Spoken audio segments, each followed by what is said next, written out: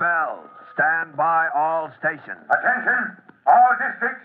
A 5-alarm fire. 5 bells. Move in immediately. That's it. Let's go! Let's go. Firefighter!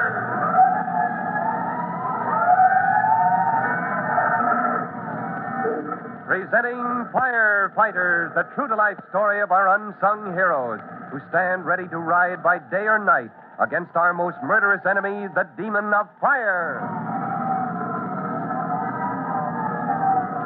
In just a moment, we'll join Chief Cody and rookie fireman Tim Collins at the apartment house, where a few minutes ago, a large quantity of gasoline was mistakenly pumped into the fuel tank in the basement. Already, the slow seepage has turned the furnace into a roaring monster. But the danger of the fire spreading is nothing compared to the possibility of a terrible explosion, which both men fully expect. Unless the apartment house fuel tank can itself be turned off, well, in a moment you'll discover the only way this can be done. But first, a message for all of you.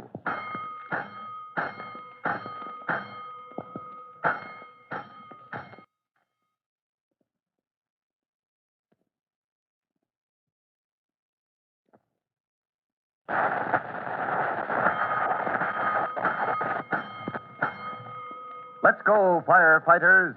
Let's go to that roped-off area around the apartment house. Move through the trucks and firemen outside, right into the hallway where Chief Cody and rookie fireman Tim Collins are discussing the possibility of getting at the fuel tank in the basement. A few seconds ago, they had discovered it was almost hidden behind a wall of bricks. And now they discuss the next step, unaware that Tim's young brother Jimmy is listening to every word. Smashing through that brick wall is the only way to get at the valve on the fuel tank itself, Tim. Well, Al's outside getting volunteers right now, Chief Cody, and I know the setup down there, so I'll go with him. It's dangerous. It'll take time. Oh, what else can we do, sir? That furnace is out of control. The pipeline to the tank is like a fuse to a keg of dynamite. That's the point. There ought to be a faster way. You think I like sending you men down there when the whole place may go up like an ammunition dump? Well, it's a tough break. That tank has to be up high on a shelf extending out under the sidewalk, Chief. It's tougher that some fool had to brick it all up. Protection, yes. But to leave just that small opening high up. When I climbed up on that barrel, I couldn't quite reach the valve on the tank. I know, Tim. Nobody could. Nobody but a kid could crawl through an opening that size. Well, gee whiz, I'm a kid. I thought we told you to go along outside, Jimmy. Look, Tim, if this is a hurry-up job, it wouldn't take long for me to crawl through that hole and turn the tank off. No, Jimmy. Forget it. Tim, if that tank goes up with the garage next door, there's going to be a lot of lives lost before it's over. Well, you mean you go along with Jimmy's idea? I hate it as much as you do, Tim, but, well, it would be fast. Might be over in time to prevent a real tragedy. Yes, sir. But if Jimmy couldn't get that valve turned off in time... Yes, I know just how you feel. Don't you see, Tim? I gotta do it. There's no other way. Oh, yes, there is, Jimmy. Yes, there is. Men with sledgehammers, crowbars, working on that wall. But you said that way there might not be time. I'll come through all right. Let me try. No, I can't, Jimmy. I can't think of Mom. Well, this is one case where I don't give the orders, Tim. Jimmy's your brother, and you'll have to say the word. But you'll have to say it fast. Time is something we haven't got. Well, if you was me, Tim, you'd want to do this. Gosh, you know you would. Well, yes, I suppose I would. All right, Jimmy. All right, we'll go down to the basement, and I'll hoist you up so you can crawl in next to the tank and turn that valve off. I'm sorry, Tim. In a case like this, I can't endanger 2 members of the same family. Surely you see that. Well, yes, sir. I can also see how dangerous you think this job is. Unless those men working in the furnace room down there... Well, they can't even get in there, sir. The place was a furnace itself. Still, you want to see if they've got anywhere with the chemicals and sand, huh? Yes, sir. I'll take a quick look. I'll be right back. All right. Well, looks like most of the tenants have been evacuated, Jimmy. Suppose we move outside for a moment, huh? Oh, gee whiz, I thought you couldn't use hose on this fire. We will, Jimmy. We've got lines in to cover that room right above the furnace when it starts eating through, and lines to cover the stairway. Say, there's Clyde, the gasoline delivery man, the one who pumped gas in the wrong tank. Hey, send that fellow up here. But he didn't mean to, Chief. It was a mistake. He thought the pipe on the sidewalk went to the garage gas tank. He didn't know it led to the apartment house. The kid's right, Chief. Those intake pipes are side by side. I got the wrong one. Okay, but why didn't you report it? Well, I was afraid I'd lose my job, and I never dreamed the furnace in the apartment house would be on now. As a matter of fact, it was a tenant who started this. She couldn't find the super, and she went down to the basement and monkeyed with that furnace herself. When I got to thinking about it, I knew I had to come back, job or no job, and try to pump that tank out. You're a little late for that, Clyde. I'm afraid you're in a spot. Yeah, I know. And I deserve whatever I get. When I saw the trucks, I knew what a fool I'd been. I had to report what happened, Clyde. Honest, I did. Of course you did, Jimmy. Any junior firefighter would have done the same. But now Chief Cody's going to let me go down and turn that tank off before it explodes. Well, they're not making any headway, Chief Cody. I guess it's up to Jimmy. Well, if there's no other way, we'll get us a volunteer. Now, wait a minute. You need somebody to go down there with Jimmy? That's right, but I'm not ordering Let me go with him.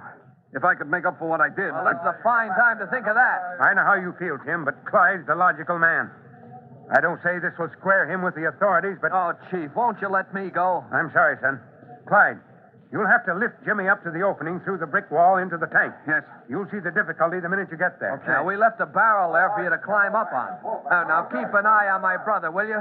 And Jimmy, good luck. Thanks, Tim. We'll do what we can to make it easier. Tim, you call those men off down there. It's Jimmy's job now.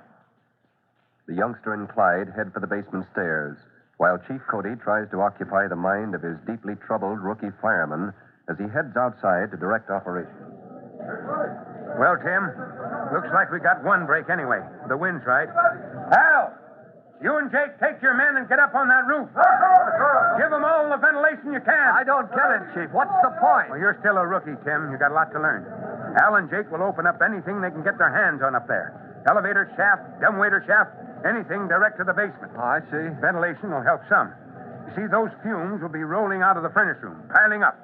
There's always danger of a backdraft explosion if you don't give them some way to escape.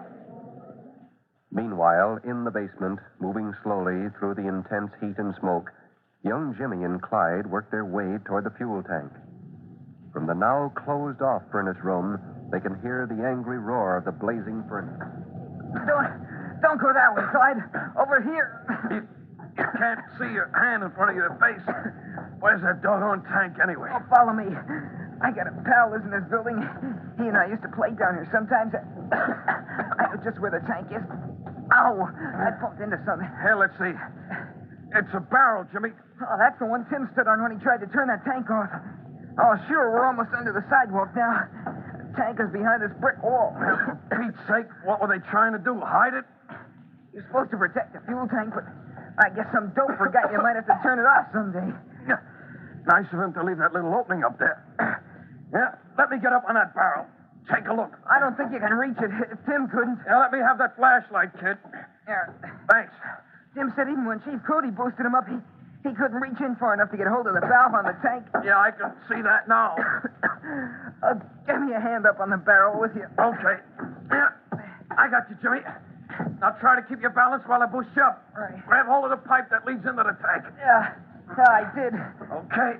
Can you hold me steady while I try to wriggle through? Yeah, good luck, kid. Put your feet on my shoulders. Yeah. There. Can you make it okay now? There's just room enough for me to squeeze through. Boy, is it hot in here. And dark.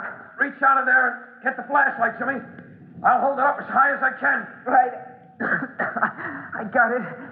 Oh, let me find that valve now. You having any trouble? There's not much room to move around in. I see that valve thing now, Clyde. Just let me get over to it and I'll turn it off. No more gas will get into that furnace. Yeah, what kind of a valve is it, kid? Gee, I don't know. It's sort of like a little wheel set in the pipe. I see. Well, listen careful, Jimmy. Turn that to your right. You understand what I'm saying? Yeah. Clyde, I'm trying. I can't seem to turn it. What? I've tried and I've tried till my hands are all scraped. It just won't turn. Well, stop a minute.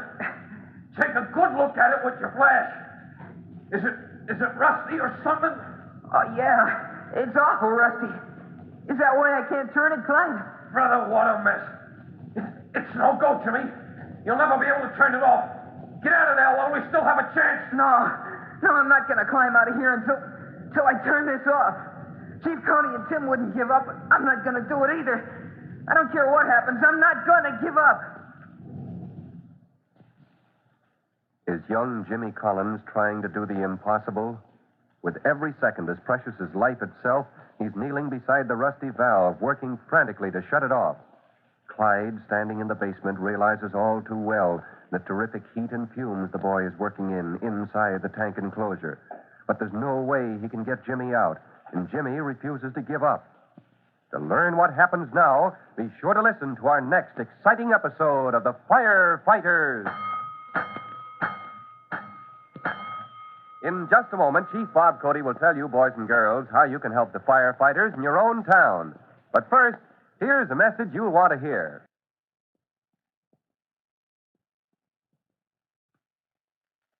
And now, Chief Bob Cody with a special assignment for the Firefighters Brigade.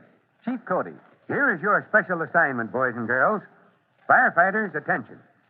Somewhere in your home are oil mops or oily polishing rags which your mother uses on furniture and such things. Now, these are necessary for good housekeeping, but they can be dangerous, too, especially because they're often put away in closets where the ventilation is limited. Now, check up on this. If mops and rags can't be hung outside in the open air, then try to see that they are stored in some kind of closed metal container. That's all for now. Until next time, so long. Fire Chief Cody and the young rookie fireman Tim Collins and his young brother Jimmy will all be back on the same station the next time you hear... That's it. Let's go!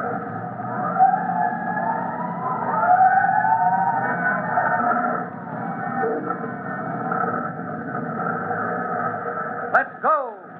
Firefighters!